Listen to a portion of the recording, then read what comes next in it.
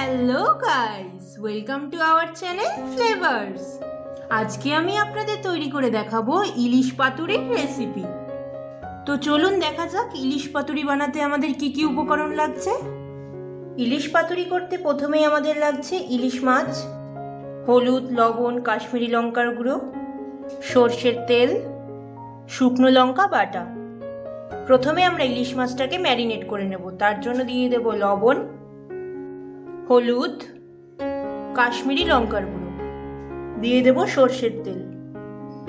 সব কিছুকে একসাথে মাছের সাথে ভালোভাবে মিশিয়ে নেব।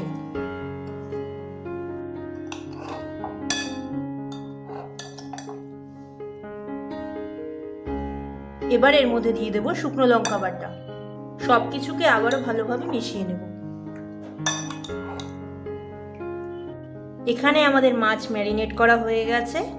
এখানে আমরা পরিষ্কার কলা পাতা নিয়ে নিয়েছি, এর মধ্যে সর্ষের তেল মাখিয়ে নেব। ভালো করে হাত দিয়ে পুরো ছড়িয়ে ছড়িয়ে সুন্দর করে সর্ষের তেলটা আমরা মাখিয়ে নেব পুরো কলা পাতা। এবার এর মধ্যে একে একে ম্যারিনেট করা মাছগুলো সাজিয়ে দেব।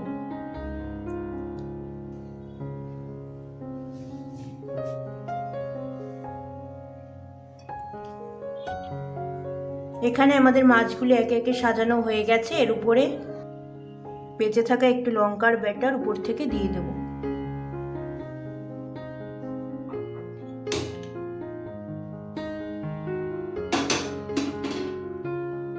এখানে আমাদের তাওয়া গরম হয়ে গেছে। এর মধ্যে খালি দুটো কলা পাতা দিয়ে লেয়ার বানিয়ে নেব। ম্যারিনেট করা মাছটা এর উপরে দিয়ে দেব।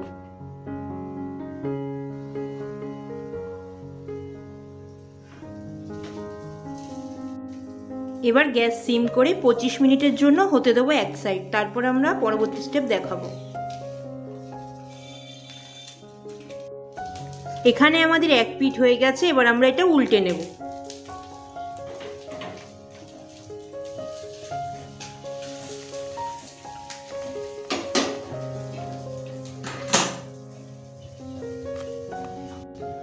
এবার আমরা আবারও একটার পর একটা কলা পাতা দিয়ে লেয়ার বানিয়ে নেব প্রথমবারের মতো। এবার আমরা এর উপরে একটা কলা পাতা চাপা দিয়ে তার উপরে একটা প্লেট বসিয়ে এইভাবে উল্টে নেব।